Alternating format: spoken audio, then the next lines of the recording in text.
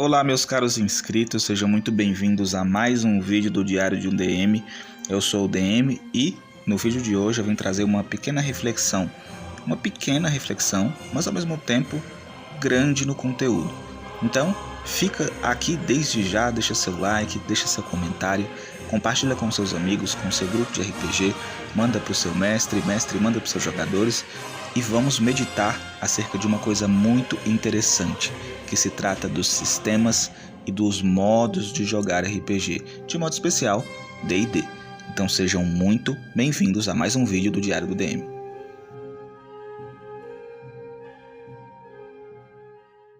E da onde que a gente vai partir nossa reflexão? Nós vamos partir de uma linha temporal, a linha desde o começo do D&D até o D&D nos dias atuais.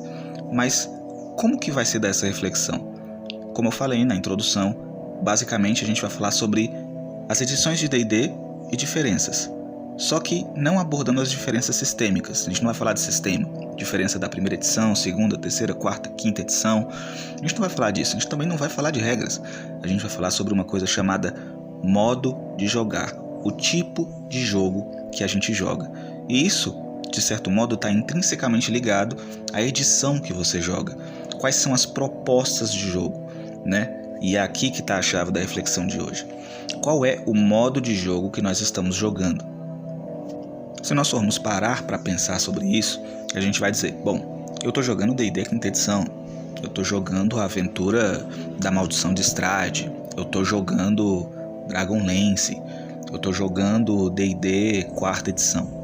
Não se trata exatamente disso, se trata da forma de jogar. E se eu te pergunto qual é o modo de jogo que você está jogando, você provavelmente não vai saber me responder. E é aí que está a chave. O interessante de você saber o modo de jogo que você está jogando já está ligado ao sistema.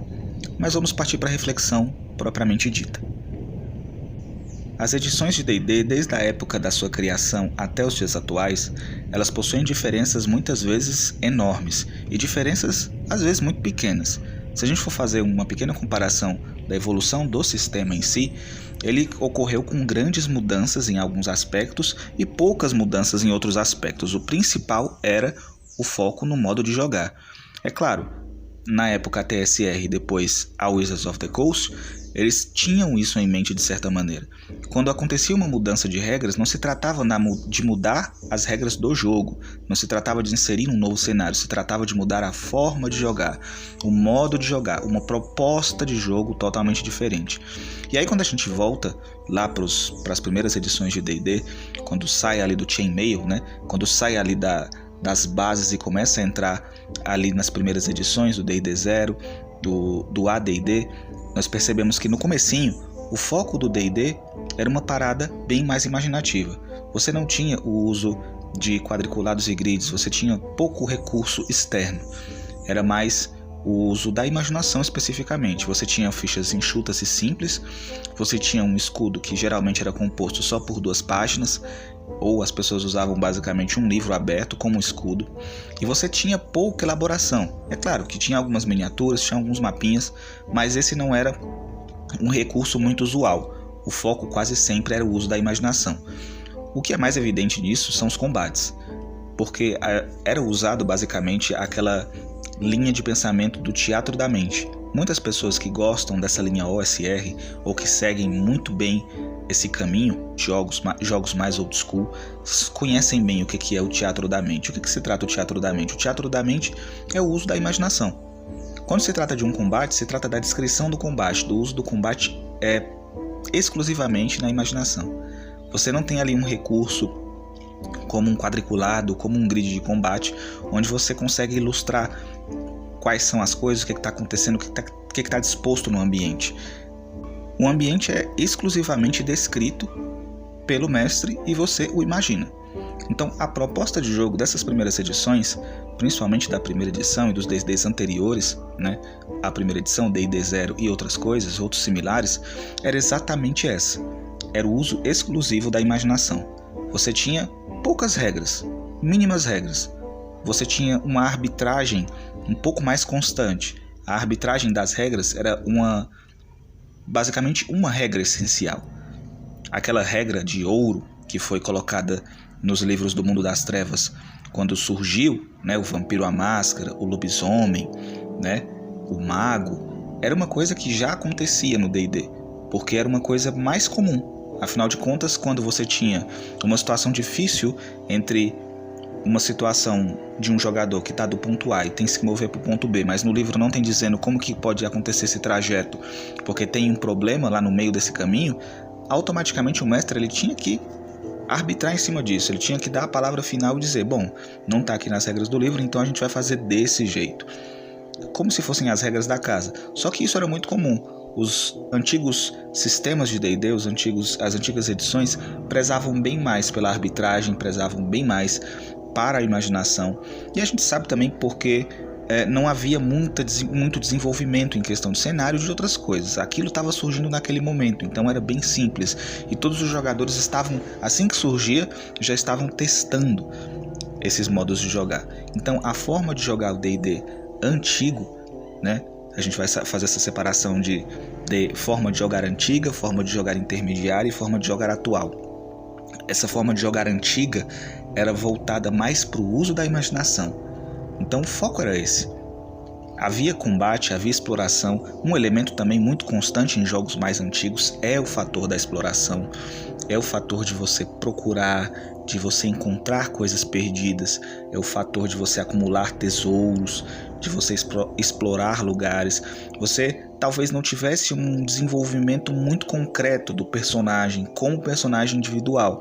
Você tinha mais uma exploração do ambiente onde o seu personagem estava inserido.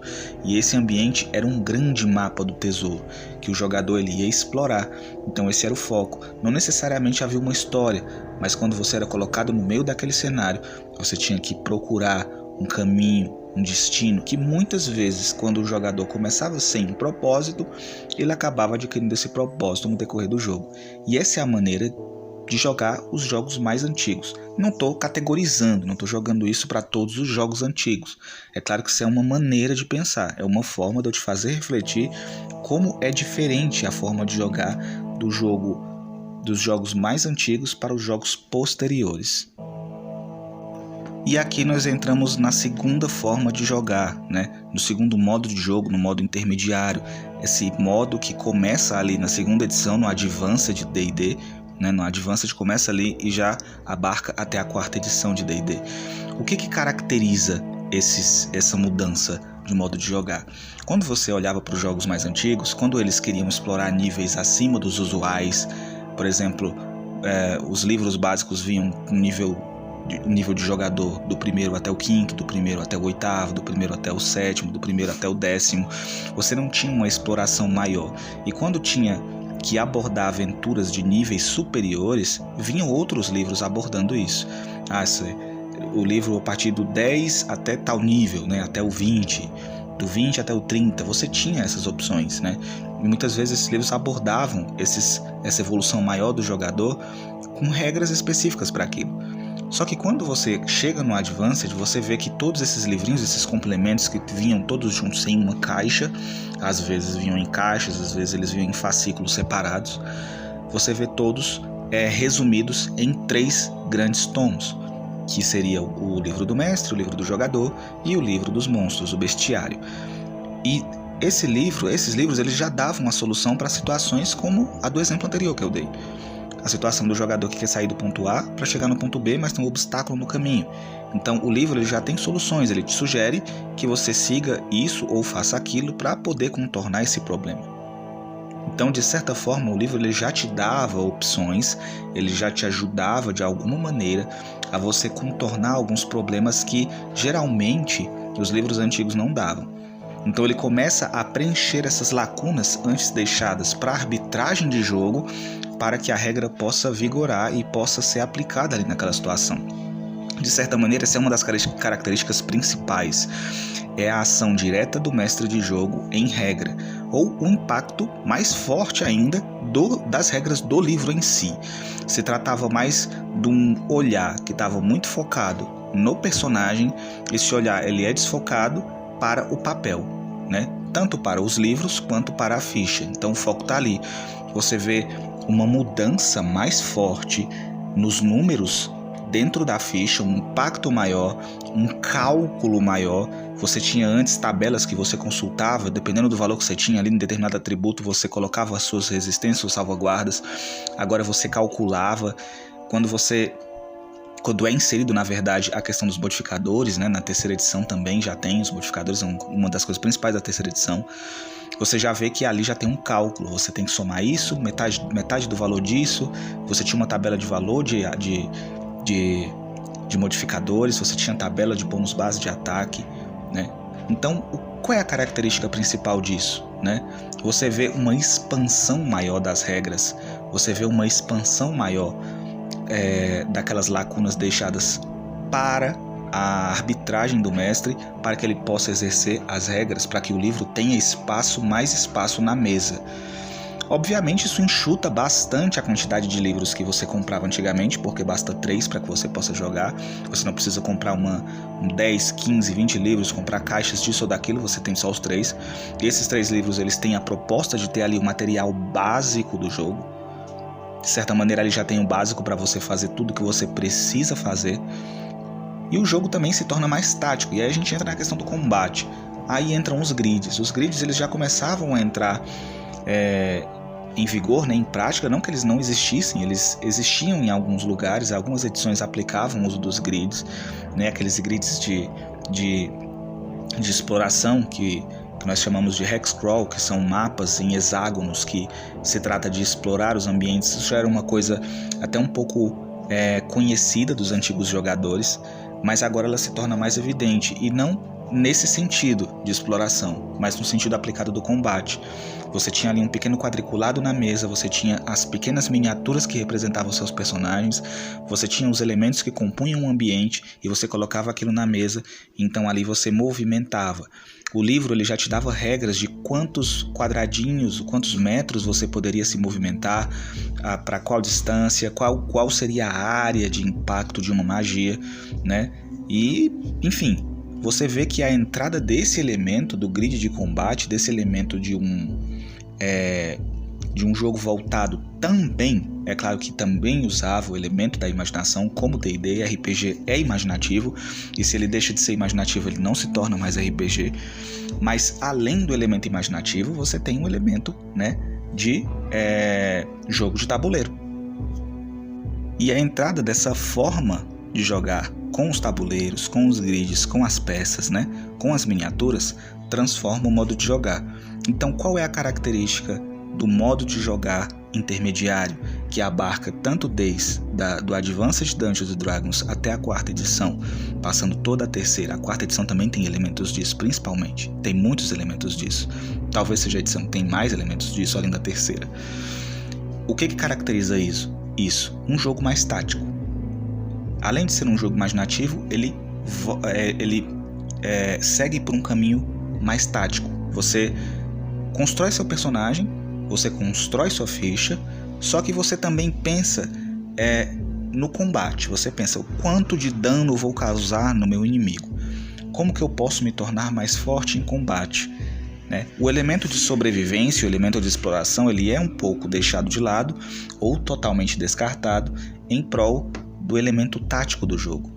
Então entra aquele elemento mais de videogame, uma característica muito forte, né, do ambiente de videogames e jogos eletrônicos que surgia. A gente sabe que a 2ª edição começa ali depois da virada do milênio, de 2000 para frente, né? Nessa época os jogos eles estavam no seu ápice, então tinha muito jogo de tudo quanto era coisa, e esses elementos influenciam também o D&D, assim como eles também influenciaram esses jogos e deram origem a todos os jogos eletrônicos que partem dos jogos de tabuleiro e jogos de imaginação como Dungeons & Dragons. Automaticamente também esse efeito é contrário, então os elementos de jogos táticos de PlayStation, de Atari, de Master System, eles começam a voltar como uma influência retroativa em cima do D&D. Então o D&D absorve esses elementos e expressa eles na mesa, se tornando um modo de jogar mais tático. E daqui a gente entra no modo atual de jogar, na mentalidade atual de jogo, né? O jogo atual. E o que caracteriza esse jogo? Primeiro vamos trazer os elementos dos outros 2 modos de jogar. Lá no começo, a gente tinha um jogo imaginativo, um jogo de exploração, um jogo de poucas regras. No caminho, a gente absorveu o elemento tático, então o jogo se tornou um pouco mais tático, deixou a parte de exploração um pouco de lado, a parte de imaginação permanece e, na quarta edição, culmina num jogo essencialmente tático. Quando a gente adentra na quinta edição, a gente vê um pequeno retorno, uma pausa no avanço dessa absorção dos jogos eletrônicos e um recuo para uma reflexão acerca do modo de jogar. Como então acontece essa mudança? Você vê elementos diferentes. A ficha ela recusa aqueles elementos excessivos e começam a surgir coisas voltadas para a interpretação do personagem, coisas que focavam muito em tática, focadas muito na tática do jogo, voltam agora como elementos mais interpretativos. Você vê sugestões de como você interpretar seu personagem, sugestões de traços, coisas desse tipo que influenciam no modo de você interpretar ele em mesa junto com os outros jogadores. Obviamente, esses elementos eles já existiam e sempre existiram dentro do D&D. Uma característica essencial dos jogos de RPG é a atuação e a interpretação de papéis.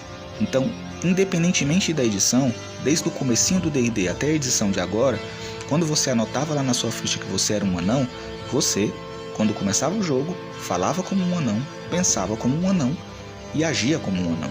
Então você interpretava aquele personagem. Isso é essencial, isso não se perde no RPG. Mas esse elemento um pouco mais empobrecido, por conta das edições mais voltadas para a área tática de jogo, retorna um pouco mais agora, focando mais nos personagens como elementos a serem desenvolvidos nos jogos.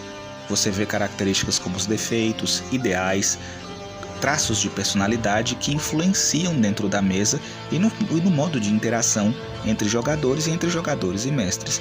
Uma das formas mais características do modo atual de jogar é justamente esse, um desenvolvimento mais dramático. E você vê esses elementos acontecerem como reflexo em grupos de RPG que jogam e por vezes até mesmo transmitem esses jogos através de plataformas como o YouTube, plataformas como o Twitch.